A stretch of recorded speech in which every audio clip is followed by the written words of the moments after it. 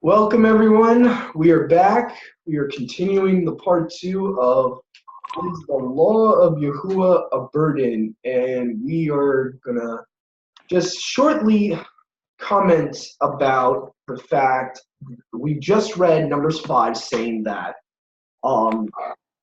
basically this is what happens to the woman if she commits adultery. Now, I also want to kind of explain, just because it's not talking about the other side of the man committing adultery, the man does not get out scot-free. You can look up for yourself in scripture.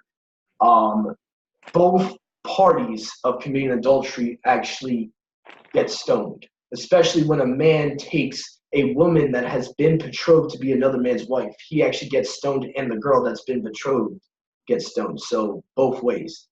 So just want to explain that. The man does not get off scot-free. And I also want to comment on, we kind of quickly went to 1 Corinthians 11. I want to break down the verses that we were going to go through real quick before the study ended before. So here we go. We got 1 Corinthians 11, verses 5 to 6. I'm going to start at, and it says, "But every woman that prays or prophesies with her head uncovered dishonors her head.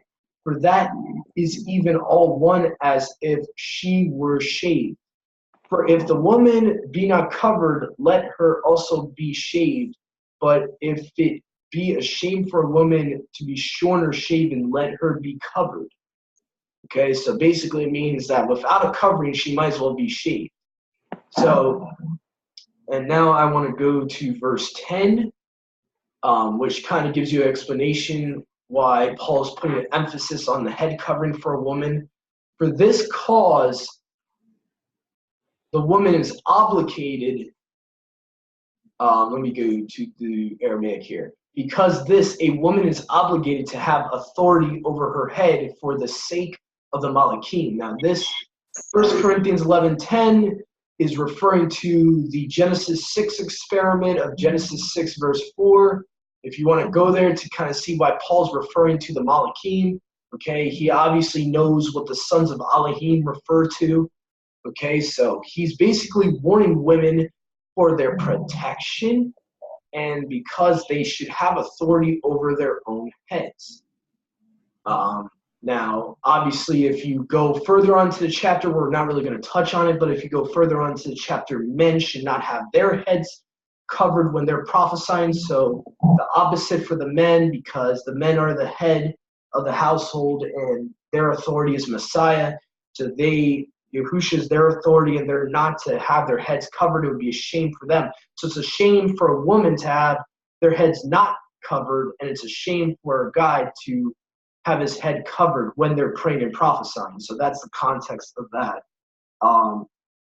So now that that's covered, we're going to jump on to Leviticus 11 with the dietary instructions. And we're going to be going from Leviticus chapter 11, verses 1 to 27.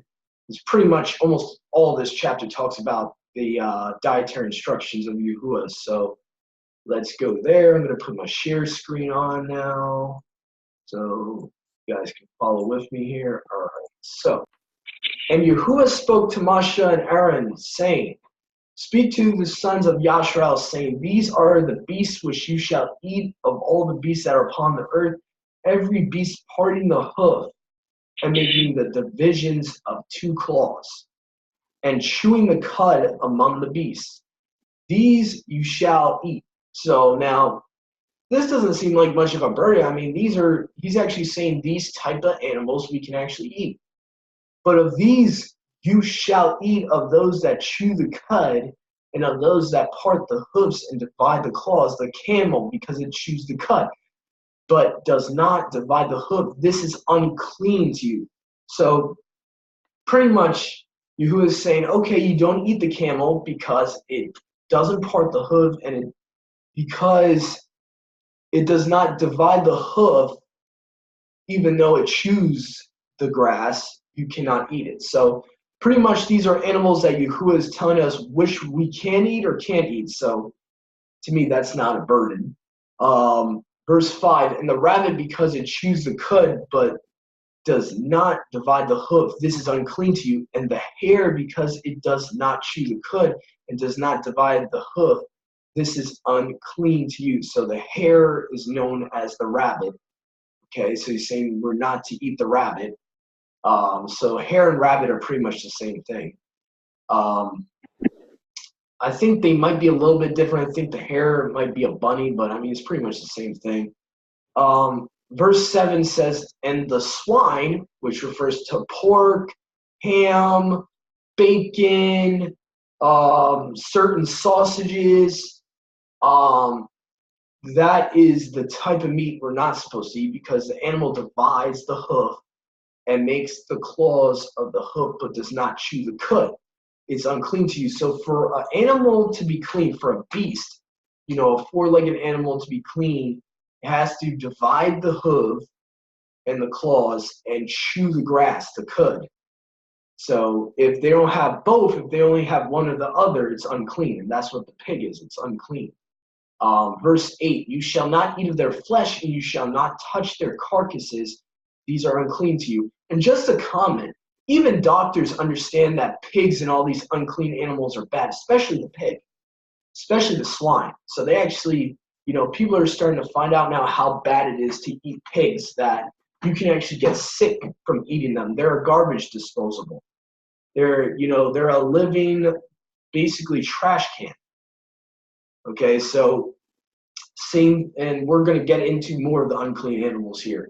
You shall not eat of their flesh, shall not touch their carcasses. These are unclean to you. So this seems pretty easy to me. I mean, not much of a burden. I don't touch their dead body. Carcass is dead body. And I don't eat of their flesh. That seems like an easy commandment to me. Verse 9. And these are what you shall eat of all that are in the waters, all things that have fins and scales in the waters, and in the seas and in the brooks. These you shall eat. So this is going to be talking about the aqua, the type of marine life that Yahuah created, like the type of fish we can eat. And all the things which have not fins or scales in the water or in the seas and the brooks, and of all which the waters produce, and every soul living in the water are an abomination, and they shall be abominations to you. So anything that does not have fin or scales, we are not to eat of the fish. So that would refer to shellfish, obviously, even certain fish that you would eat that you wouldn't think would be unclean, but because they don't have both scales and fins, like catfish and certain even fish that are above the water, not just, bottom feeders. So that's what Yahuah is saying in verse 9. And then you go to verse 10, it says, and all the things which have not skins or fails in the water or in the seas and in the brooks, and of all which the waters produce, every soul living in the water are an abomination, and they shall be abominations to you. You shall not eat of their flesh, you shall not, and you shall hate or abhor their carcasses. Wow, that's pretty strong. And all the things that have not fins or scales of those that are in the waters, these are an abomination to you. And these are the things which you shall abhor of birds, and they shall not be eaten. They are an abomination. The eagle and the ocelfridge. Let me change the translation here, make it a little easier. So you got the eagle, the vulture, and the black vulture, the red kite, and any kind of black kite. See here, verse 15, and any kind of raven, the horned owl, the screech owl, and the gull, and any kind of hawk. So these are specific birds that are what you call they actually eat dead stuff. They actually eat stuff dying of itself, these type of birds. And they I'm trying to think of the correct title for those type of birds. They're anyway, but they're abominations for us. Yeah, what's the type of bird though, that secular term they refer to people that they like feast on like dead stuff? There's there is a type of term there. Scavengers. Scavengers, That's what yes. I was thinking of. So these Yahuah don't want us to eat because they're scavengers. They eat stuff that's died of itself, that's decomposing. So these are like garbage. They're pretty much like a flying pig, really. These birds are pretty much like a pig. And then we go to verse 16, the horned owl, the screech owl, the gull, and any kind of hawk. So all these are scavengers. The little owl, the cormorant, the great owl, the white owl, the desert owl, the osprey, the stork, and any kind of heron, the hoopoe, and the bat. Why would you want to eat a bat unless you're like a Satanist or something? It's a little weird. All flying insects that walk on all fours are an abomination to you. So any insect that has 4 legs, walks on its 4 legs, do not eat. Yet you may eat these of all the winged and creeping things that go on all fours, which have legs above their feet, and which do hop on the earth. So that would be like referring to grasshopper type of stuff like that. Even of these you may eat any kind of locust, any kind of katydid, any kind of cricket, any kind of grasshopper, but all winged creeping things which have 4 feet are an abomination to you. So basically, any winged creature that has 4 legs, do not eat. By these you will become unclean. Whoever touches their carcass shall be unclean until evening, until the next day, basically. That evening a day starts. That's a whole nother topic. Whoever carries any part of their carcass shall wash his clothes and be unclean until evening. Okay? Every animal, and is that really a difficult thing? Think about it. We have washing machines. We don't even have to hand wash our stuff. How hard is that really? That's not a burden. Verse 26. Every animal which parts the hoof and is not cloven-footed, nor chews the cud, is unclean to you. Everyone who touches them shall be unclean. Whatever goes on its paws, and among all animals that goes on all fours, they are all unclean to you. Whoever touches their carcass shall be unclean until evening. And then it starts saying in verse 28, he who carries their carcass shall wash his clothes and be unclean until the evening. They are unclean to you. Okay, so then these are they which are unclean to you among the creeping things that creep on the earth, the weasel, the rat, any kind of great lizard, the gecko, the monitor lizard, the wall lizard, the skink, and the chameleon. These are they which are unclean to you among all that creep. Whoever touches them when they are dead shall be unclean until evening. On whatever any of them falls when they are dead, it shall be unclean, whether it is any vessel of wood or clothing or skin or sack, whatever vessel it is with which any work is done, it must be put into water, and it shall be unclean until evening, and then it will be clean.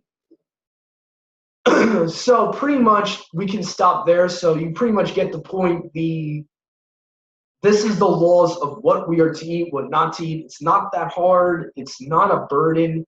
It's for our health, really. That's the reason Yahuah is giving us these commandments about what we are to eat and what not to eat.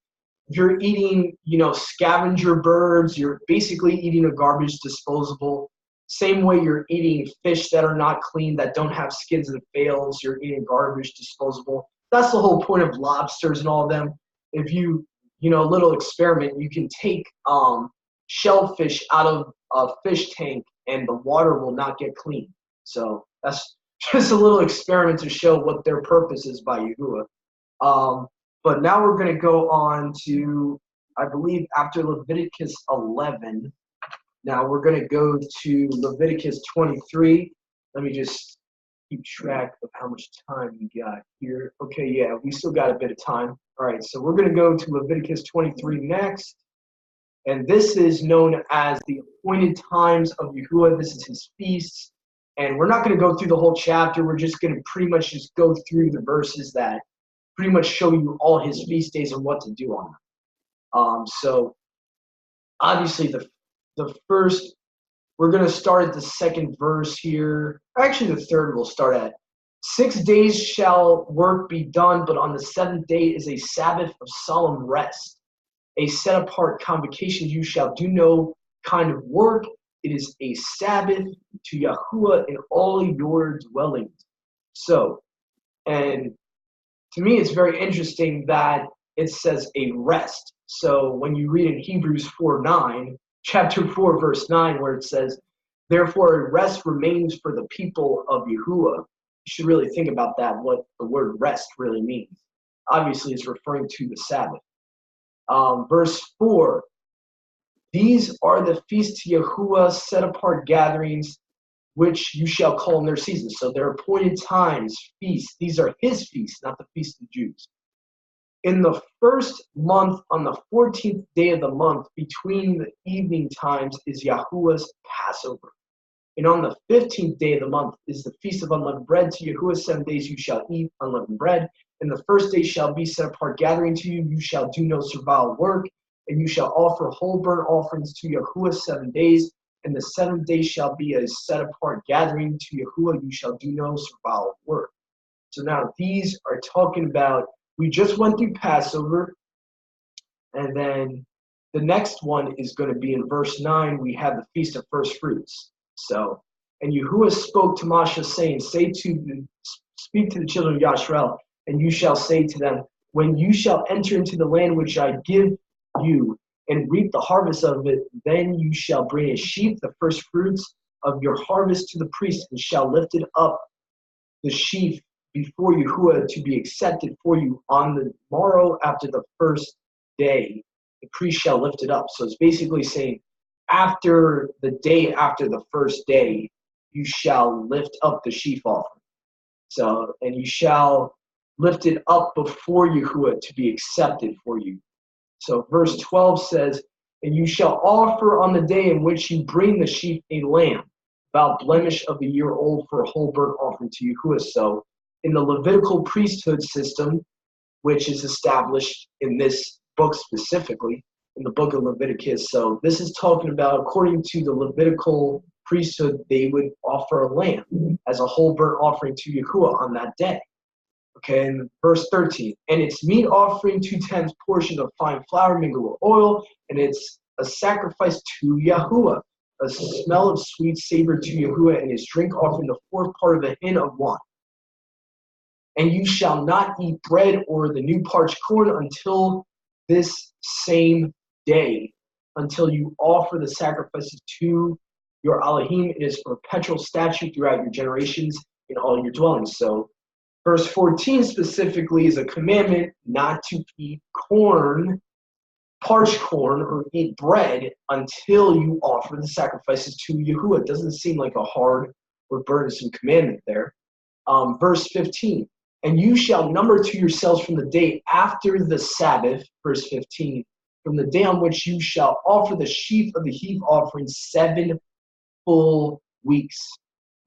Until the morrow after the last week you shall number 50 days. And you shall bring a new meat offering to Yahuah. So according to the Levitical priesthood, they would number 50 days and offer a new meat offering to Yahuah. So, and you shall bring your dwelling loaves as a heave offering, 2 loaves. They shall be of 2/10 portions of the fine flour. They shall be baked with leaven of the first fruits to Yahuah. And you shall bring with loaves 7 unblemished lambs of a year old, and 1 calf of the herd, and 2 rams without blemish, and they shall be a whole burnt offering to Yahuah. And their meat offerings and their drink offerings shall be a sacrifice, a smell of sweet savor to Yahuah. So verse 18 is about what you are to bring for the sacrifices. You are to bring 2 rams, 7 unblemished lambs a year old, and 1 calf, 1 cow. So these are to be a specific whole burnt offering to Yahuah. And the drink offerings and the meat offerings are a sacrifice on that day to Yahuah. So verse 19 says, and they shall sacrifice one kid of the goats, a baby goat, for a transgression offering, 2 lambs of a year old for a peace offering with the loaves of the first fruits. So specifically to be offered with the loaves of the first fruits, because this is the feast of first fruits. So I think you should say that these Levitical laws have been suspended until the millennium because. I was about to get to that. They we right now as believers in Yahushua are in the administration of the Melchizedek priesthood according to Yahushua.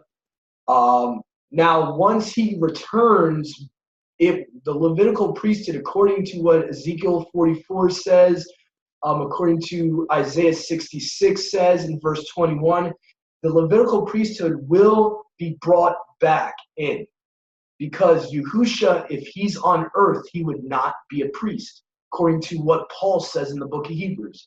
So, that's a whole another topic, but I kind of, Sister Shoshana wanted to remind me to give you guys an idea why there's a lot of these commandments that obviously we're not doing today and we can't do today. Even we would even need a temple in Jerusalem for these certain commandments. But that doesn't mean you throw out the whole law, because you can't do the Levitical stuff, because you can't do the Levitical priesthood. And actually, there was a change within the law when the Melchizedek priesthood was put in. When Yahushua became the Melchizedek priest of all of us from heaven, we are in a priesthood that has a change in the law. But once he comes back to earth, those things that have been suspended for the partial suspension will be brought back in. So hopefully you guys understand that. And then now let me go to verse 20. And the priest shall place them with the loaves of the first fruits and offering before Yahuah with the 2 lambs. They shall be set apart to Yahuah. So again, the Levitical priest is placing the loaves of the first fruits and the offering before Yahuah with the 2 lambs. They shall be set apart to Yahuah. They shall belong to the priest that brings them.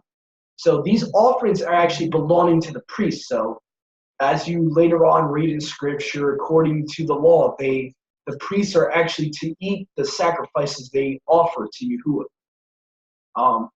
Verse 21, and you shall call this day a gathering or convocation. It shall be set apart to you. You shall do no servile work on it. It is a perpetual ordinance throughout your generations in all your habitations. And when you shall reap the harvest of your land, you shall not fully reap the remainder of the harvest, your field, when you reap it, and you shall not gather, which falls from your reaping. You shall leave it for the poor and the stranger. I am Yahuah your Elohim. Now, especially that to me does not seem like a burden. You're leaving, you're not fully reaping your harvest, you're not fully reaping your fruits of your labor, because Yahuah wants you to leave some for the stranger and for the foreigner and for the poor, for the widow. This is love. This is not a burden. So, then we go to verse 23. This is the Feast of Trumpets introduction. And Yahuah spoke to Moshe, saying, speak to the children of Yashrael, saying, in the 7th month, on the first day of the month, you shall have a rest, a Sabbath, a memorial trumpets. It shall be to you a set-apart gathering. You shall do no servile work, and you shall offer a whole burnt offering to Yahuah.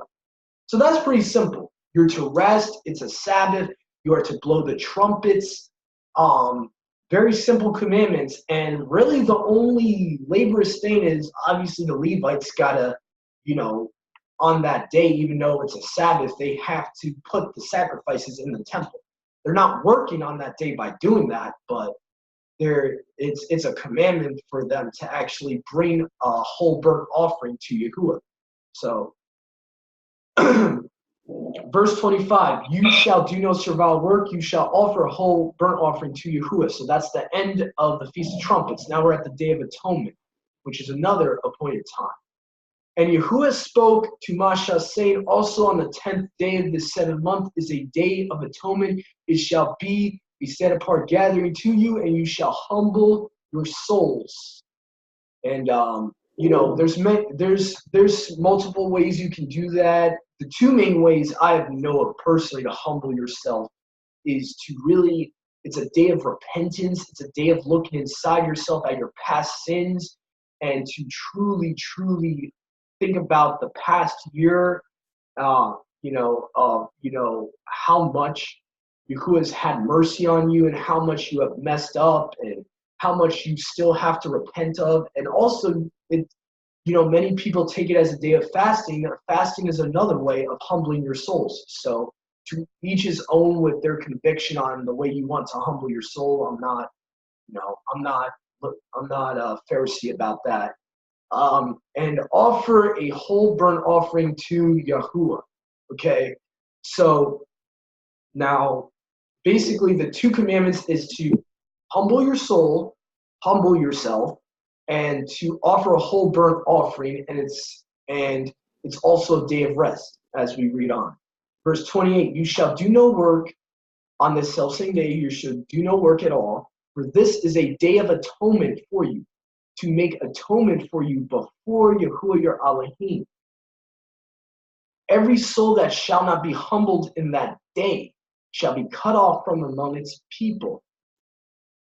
And every soul which shall do work on that day, that soul shall be destroyed from among its people. You shall do no manner of work. It is a perpetual statute throughout your generations in all your habitations.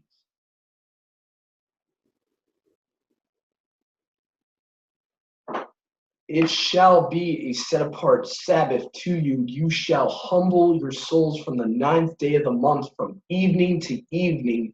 You shall keep your Sabbaths. Now, this is a big commandment right here. Many people try to skip over because this is actually saying that not just that this is a Sabbath to you, there's other Sabbaths that it's referring to in this verse. And it actually tells you from evening to evening, meaning sunset. You look up the word evening, the Hebrew word, it actually means sunset in the Strong's Concordance. So from sunset to sunset, you shall keep your Sabbaths in verse 32. Just wanted to make that clear. Then we go to the next portion of this chapter, the Feast of Booths, or the Feast of Tabernacles. And Yahuwah spoke to Moshe, saying, speak to the children of Yashrael, saying, on the 15th day of the 7th month, there shall be a rest of tabernacles, a feast of tabernacles, 7 days to Yahuwah. And on the first day shall be a set apart gathering. You shall do no servile work. 7 days shall you offer whole burnt offerings to Yahuwah. And the 8th day shall be a set apart gathering to you, and you shall offer whole burnt offerings to Yahuwah. It is a time of release. You shall do no servile work. These are the feasts to Yahuwah which you shall call set apart gatherings, to offer whole burnt offerings to Yahuwah, whole burnt offerings and their meat offerings, their drink offerings, that for each day on its day. So it's very important that's on its day. Besides the Sabbaths of Yahuwah, and besides your gifts, and besides all your vows, besides your freewill offerings which you shall give to Yahuwah, and on the 15th day of this 7th month, when you have completely gathered in the fruits of the earth, you shall keep a feast to Yahuwah 7 days. On the first day there shall be a rest, and on the 8th day there shall be a rest. So that's the Feast of Tabernacles. The first day is a Sabbath. The last day, on the 8th day, is a Sabbath. And the last day is also called the last great day in John chapter 7, verse 37, if you want to look that up. And on the first day you shall take goodly fruit of trees and branches of palm trees and thick boughs of trees and willows and branches. We have about 10 minutes left, so I'm going to try to skim through here, everyone. Sorry about that. I'm going to have to skim through this chapter. And on the first day you shall take goodly fruit of the trees of branches of palm trees, and thick boughs of trees and willows and branches of osiers from the brook, to rejoice before Yahuah your Elohim 7 days in the year. It is a perpetual statute for your generations. In the 7th month you shall keep it. 7 days you shall dwell in tabernacles. Every native in Yashrael shall dwell in tents. But since Yashrael has been spread among the nations, not just that, but almost all of Yashrael has intermingled with the nations. So I believe that anyone who's a believer in Yahusha should be dwelling in booths, because it would be pretty impossible to really find only natural born Israelites at this point, and haven't mixed the seed of Yashrael with the other nations. So it is a perpetual statute for your generations. In the 7th month you shall keep it. 7 days you shall dwell in tabernacles. Every native in Yashrael shall dwell in tents, that your posterity may see that I made the children of Yashrael to dwell in tents when I brought them out of the land of Egypt. I am Yahuah your Elohim. And Moshe recounted the feast of Yahuah to the children of Yashrael. So we are going to have to do part 3, unfortunately, guys. There's only 6 minutes left of this recording, so I would like to start off with a fresh recording to do part 3. So please stay tuned, guys. I hope you're enjoying this study. We will be back soon. Stay tuned. Shalom.